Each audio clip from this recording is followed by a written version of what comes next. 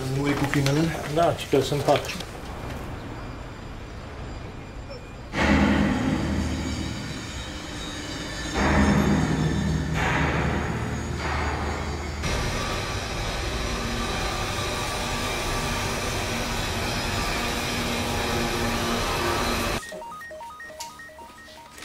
Avem și la mâna a doua, să știți.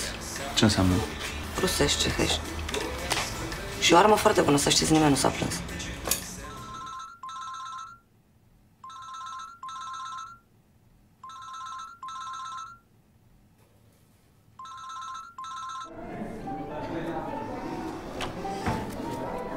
Chiar nu vedeți că vă prindeți în plasă în minciunile pe care le spuneți? Să știi că eu n-am pus mâna niciodată pe un lucru care să nu fie al meu.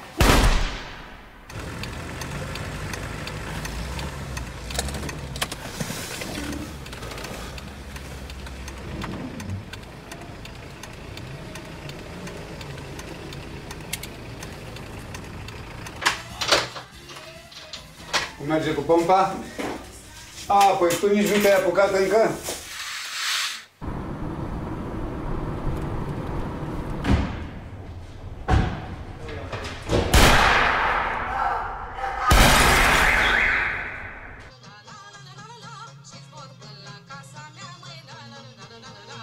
Hai mă, nu te spăra.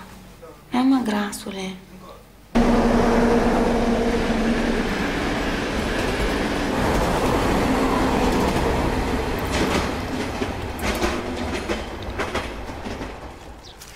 Dar de ce ai omorât?